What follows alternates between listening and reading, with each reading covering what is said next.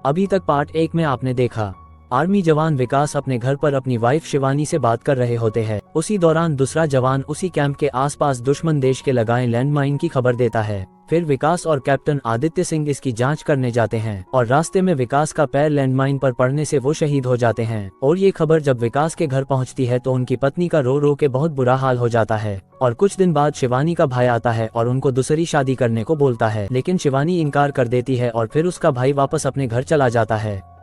अब आगे देखिए।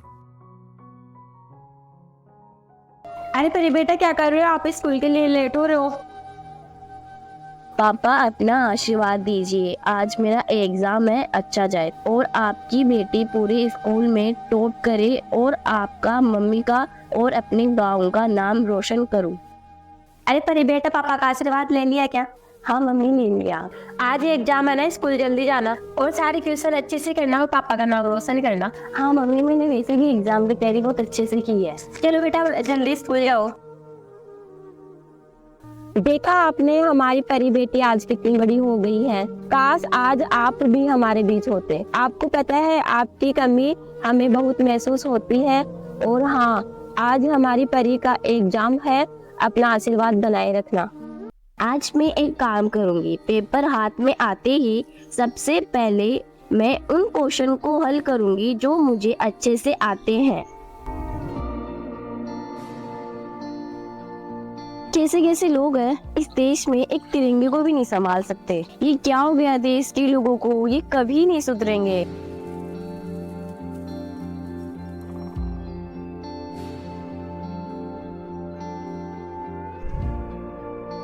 अरे दीदी, आप बहुत बड़े दंड उठा रहे हो, आप स्कूल के लिए लेट हो जाओगे। हाँ भैया, लेट तो जाऊंगी, पर अपने देश के तिरंगे को यूं सड़क पर छोड़ के थोड़ी ना जा सकती हूँ।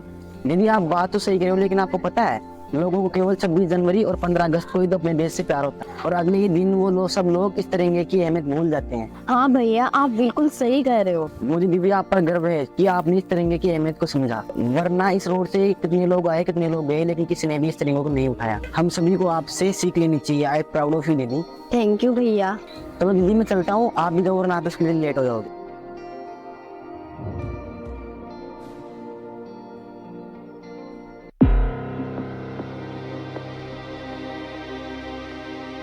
अरे अरे भाभी जी, इतनी जल्दी में कहाँ जा रहे हो? अरे भाभी जी सुनिए तो।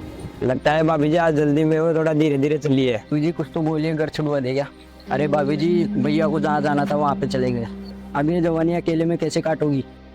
अरे यार भाभी जी तो हाथ से निकल गई।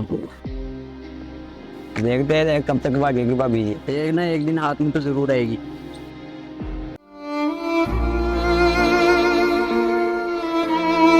आपसे ही कहते थे कि ये दुनिया बहुत बुरी है, बहुत बुरी। क्या हुआ, आप कुछ बोलते नहीं है? वो मैं ऐसे बोल रहा था कि आप बहुत सुंदर हो। मतलब बस सुंदर ही हूँ या पसंद भी हूँ? नहीं नहीं, हमें तो आप पसंद हो, लेकिन आपको अगर मैं पसंद नहीं हूँ तो आप मना कर सकते हो। मैं अपने घर वालों को बोल दूंगा कि मेरे को लड़की पसंद नहीं आई। क्या मैं आपको पसंद नहीं? नहीं नहीं, वो आप तो मैं बहुत पसंद हो।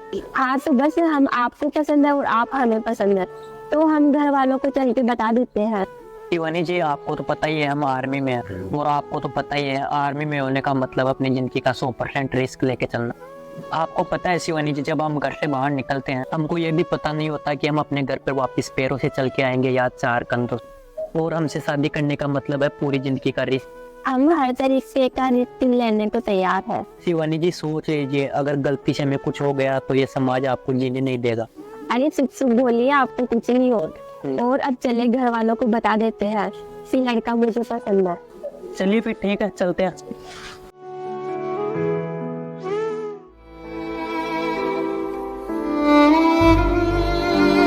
शिवानी, तुम इतनी कमजोर कैसे हो सकते हो? मेरी शिवानी तो बहुत हिम्मत वाली थी और तुम ऐसे रो रहे हो। आप कहाँ चले गए थे मुझे और परी को अकेला छोड़ के? मैं कहीं नहीं गया तुम्हें छोड़कर, मैं हमेशा तुम्हारे साथ में हूँ। शिवानी, इस संसार में हमेशा महिलाओं को नीचे दिखाया गया है, या ये कह दो इस संसार में कभी भी विधवाओं को सम्मान नहीं दिया है।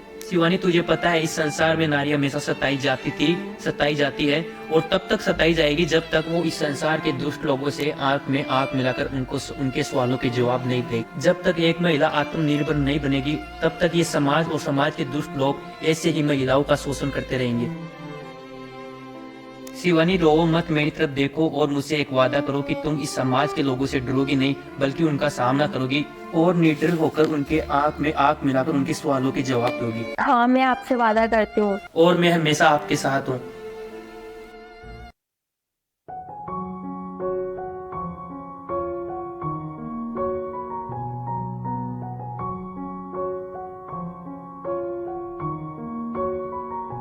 परी, हम सर ये कौन सा टाइम है स्कूल आने का?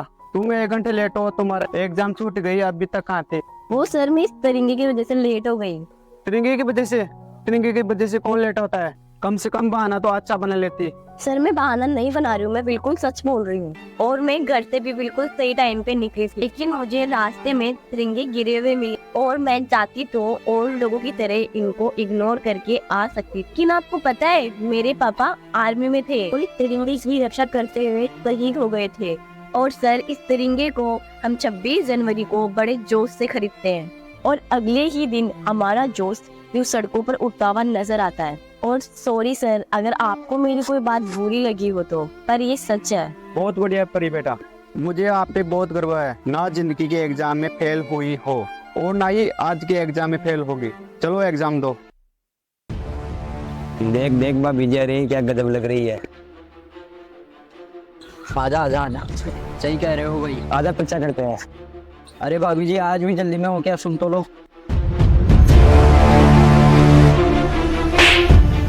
तुम दोनों जिस तरीके से मेरे से बात कर रहे हो, तुम्हारी माँ बहन से भी ऐसे बात करते हो क्या? अरे शर्म आती होगी तुम्हारी माँ और को जो तुम जैसे लड़कों को पैदा कर देती है। और तू क्या बोल रहा था, विधवा है अपनी जवानी कैसे काटेगी? अरे मेरी छोड़, मेरी जवानी जैसे काटनी होगी मैं वैसे काट लूंगी।